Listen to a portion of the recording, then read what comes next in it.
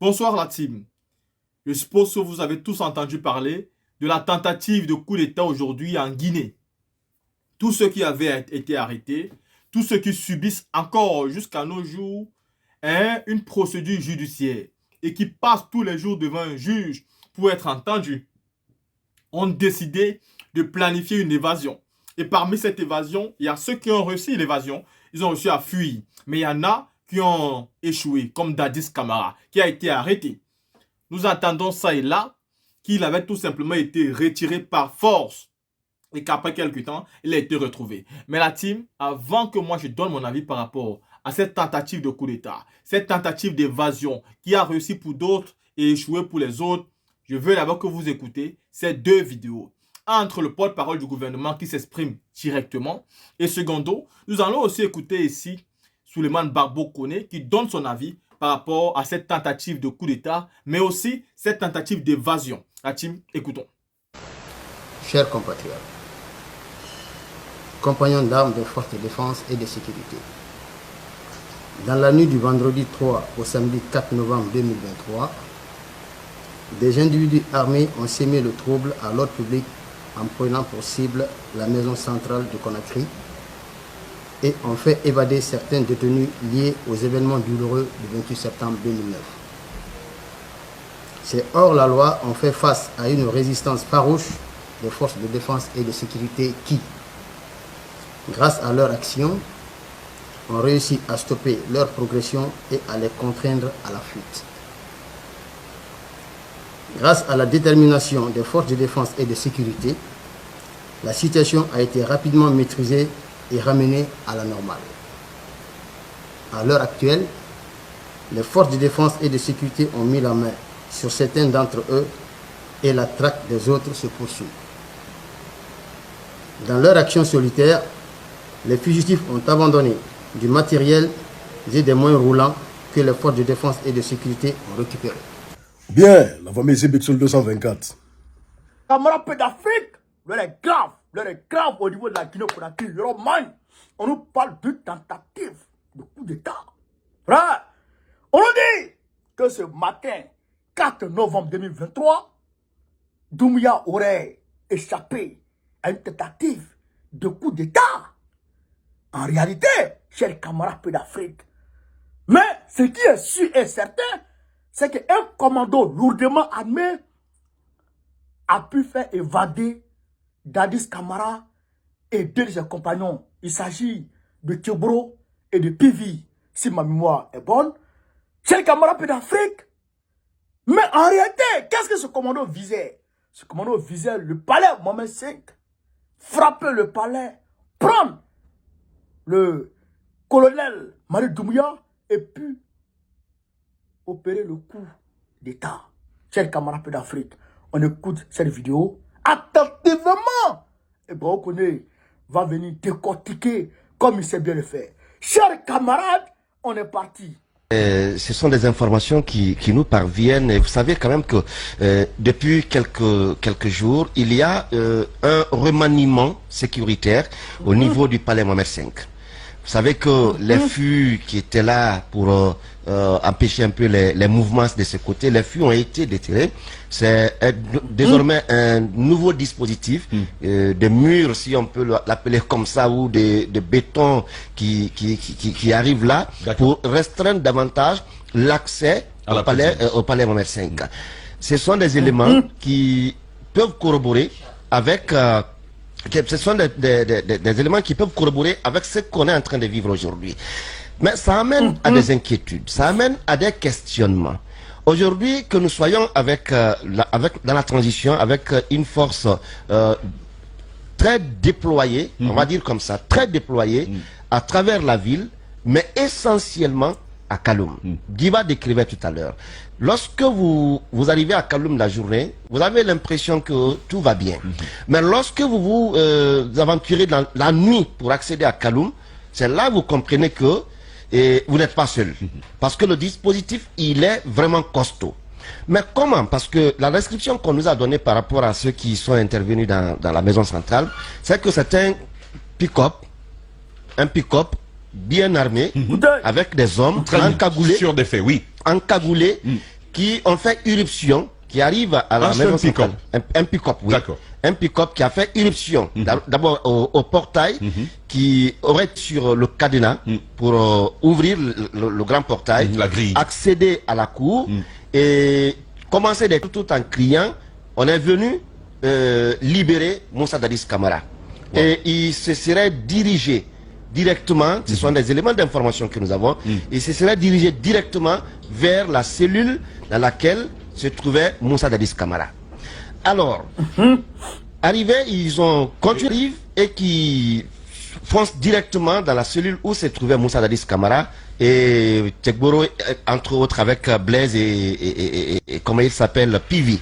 Alors, les extirper, sortir de là, et entre-temps, il y a eu des informations, tout de suite, toute la commune de Kaloum, la presqu'île, a été prise d'assaut par les forces spéciales. Mais ça amène, comme je le disais, à des interrogations.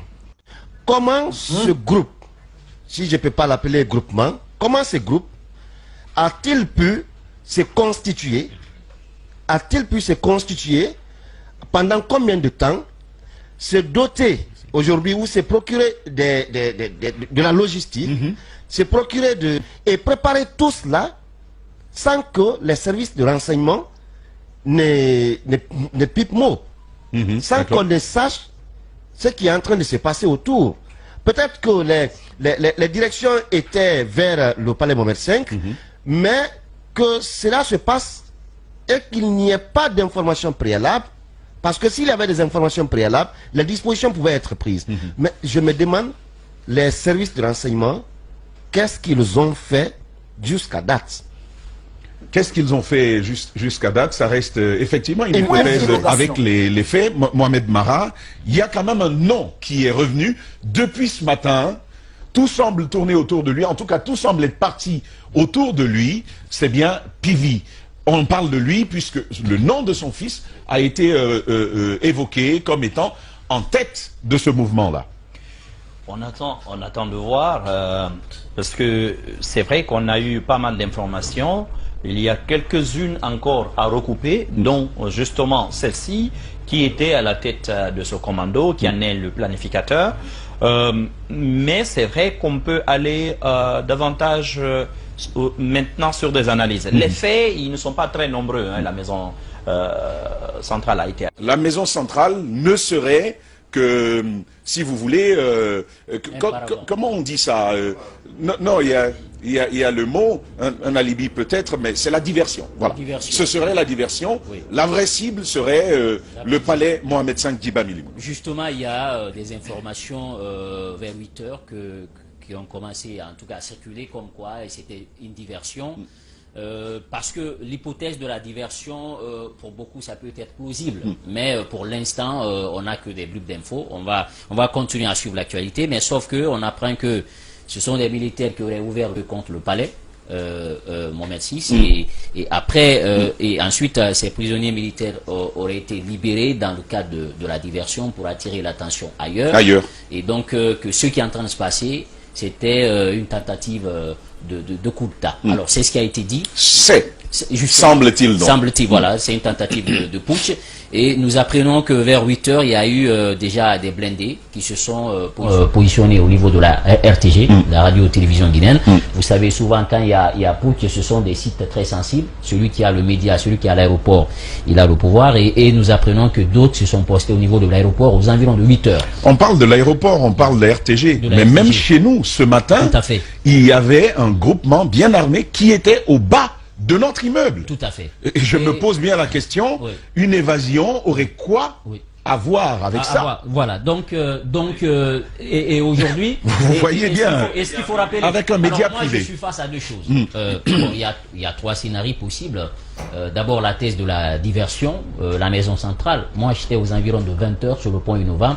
Mais Tamba, vous arrivez à 20 h au niveau du pont Innovam. C'est une machine de guerre qui est là. Je ne pense pas que des hommes quand même tenteraient de traverser ce cordon pour aller s'attaquer quand même à la maison centrale. Et sans compter que Kaloum aujourd'hui est complètement quadrillé la nuit par les forces spéciales et une force mixte. Donc pour moi, l'argument qui consisterait à dire que c'était quand même on a voulu extirper des prisonniers de la maison centrale.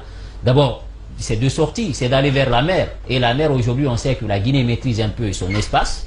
C'est vrai que c'est 300 km de côte maritime, de façade maritime, mais sauf qu'à une bonne distance de jets de cailloux, de vol d'oiseaux, aujourd'hui nous maîtrisons cet espace-là. Donc est-ce que ces hommes allaient prendre le risque d'aller vers la mer? Je ne pense pas, sachant que c'est des militaires, ils ont aussi leur information pour savoir pertinemment que c'est impossible d'aller vers la mer. Et aussi la sortie de Kaloum. Comment pouvoir sortir de Kaloum avec ce dispositif qui est là pour filtrer? Donc autant de questions quand même qui pourraient amener les gens à pencher plus vers l'hypothèse d'une tentative de coup d'État. Mais n'oubliez pas, il y a eu des actes qui ont été posés, Tamba, bien avant cela. Vous vous souvenez, le 1er novembre, vous savez, c'est une tradition.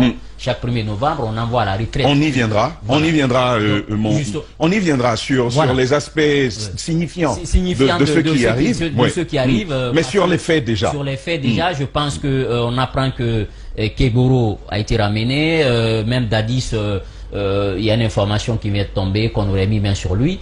Maintenant, Pivi, il est dans la nature, on apprend.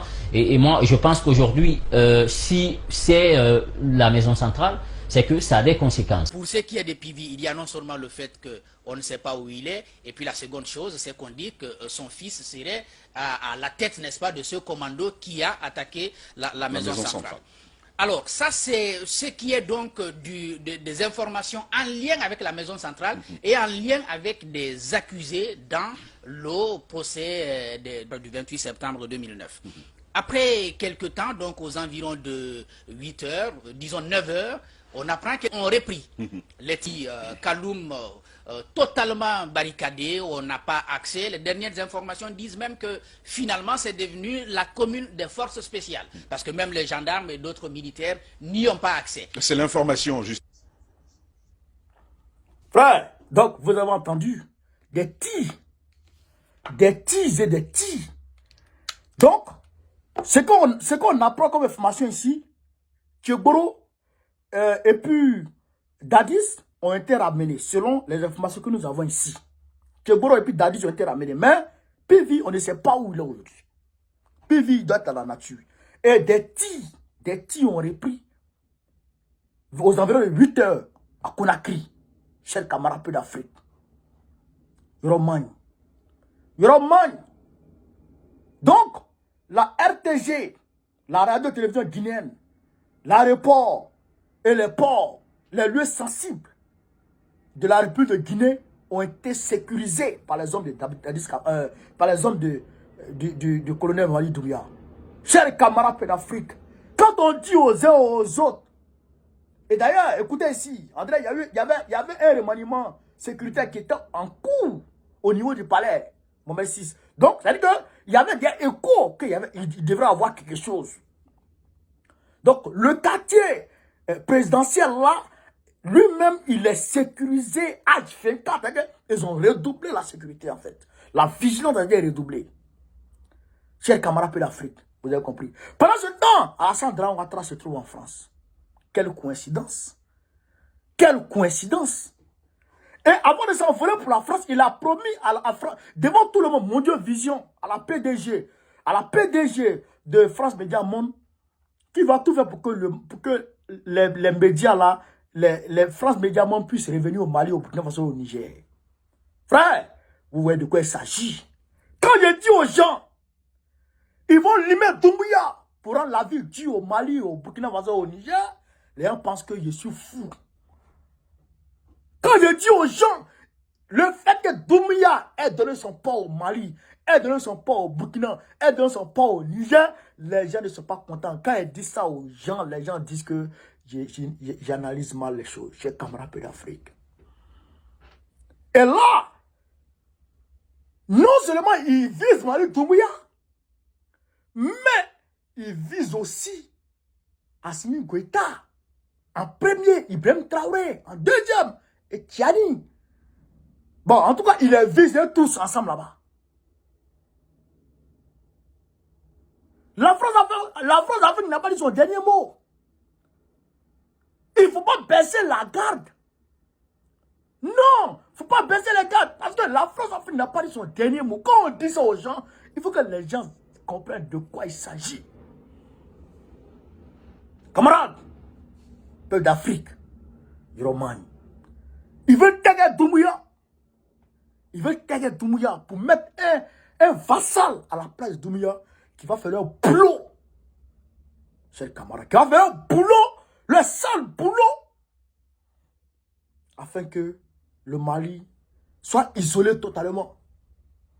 Parce que moi, je ne fais pas confiance à l'Algérie. On dit non, l'Algérie a donné accès au Mali à son port, la Mauritanie avait... Moi, je ne crois pas en cela. Moi, je ne crois pas en cela, chers camarades pays d'Afrique. Je ne crois pas en cela. Je crois en Doumbouya qui a aménagé un quai spécial pour le Mali. Spécial. Moi, vous avez vu, pendant le, comment dirais-je, le défilé militaire de la Guinée-Conakry pour l'indépendance de la Guinée-Conakry, vous avez vu, les Maliens ont défilé, les militaires maliens ont défilé, les militaires burkinabés ont défilé, les militaires nigériens ont défilé, les militaires, comment dirais-je, Sierra Leone ont défilé. C'est que pour montrer la cohésion entre ces pays-là. Mais la France-Afrique n'est pas d'accord. Chers camarades pays d'Afrique, le est grave. Mais nous disons à Doumbouya, Dieu merci que ça a échoué. Et ça va toujours échouer. Tant que Doumbouya sera dans cette logique panafricaniste, Dieu va toujours mettre sa main sur toi pour te protéger. Et d'ailleurs même, je te demande de faire les efforts pour rentrer dans l'AES. Alliance des États du Sahel. Le Litako Gourmand, il faut rentrer dedans. Comme ça, c'est bon. Ça, c'est un conseil que je te donne, Doumbouya. C'est de côté. Maintenant, disons d'abord à tous les Michael Scofield de la Guinée. Ceux-là même qui préfèrent fuir la loi et lieu de respecter la loi et d'assumer la loi. Regardez très bien. Le juge qui s'occupe de l'affaire de Moussa Dadis Camara est un juge qu'il faut respecter. C'est quelqu'un qui mène son boulot avec professionnalisme. J'ai écouté plusieurs fois les procès et je me suis dit vraiment ce juge il a un sang-froid. Nous souhaitons avoir ce genre de juge dans toute l'Afrique. Avec ça, nous sommes sûrs que nous aurons au moins des situations où les personnes ne vont pas crier à l'injustice ou alors à l'abus de pouvoir. Vous avez en face de vous un juge qui juge de manière équitable, qui souhaite qu'on écoute tout le monde, qui demande au procureur de poser les questions qu'il faut, qui demande aussi aux avocats de se tenir à ce que disent les accusés, mais de ne pas les mettre la pression, de ne pas les étouffer, car on est là pour juger. C'est-à-dire, sa position en tant que juge est digne de ce nom. Et je me pose dans la question de savoir, quand j'ai un genre de juge comme ça, que qu'est-ce qui prend Moussa Dadis Camara à vouloir fuir la prison? Oui, son homme de camp a réussi à fuir, mais lui, il a été arrêté. Qu'est-ce qu'il va dire? Parce que j'entends les gens qui disent, non, on est venu retirer Moussa Dadis Camara, on voulait faire fuir Moussa Dadis Camara. Vous voulez dire quoi? Que ce n'était pas sa volonté, ce n'était pas son avis réel de s'évader? Vous pensez qu'il était juste là assis et les gens voulaient faire fuir Moussa Dadis Camara sans sa volonté? Non, non, non, non, non, non, non. S'il y a eu une évasion, ça veut tout simplement dire que ce monsieur-là était dans la planification et que ce monsieur, avec l'envie de s'évader, avec tous ceux qui ont réussi à fuir. Maintenant, on l'a arrêté. Il va falloir qu'il réponde non seulement pour lui, mais aussi pour ceux qui ont réussi à fuir. La team, donnez-moi quelques secondes, je vous reviens avec une dernière vidéo, car cette vidéo est très très importante.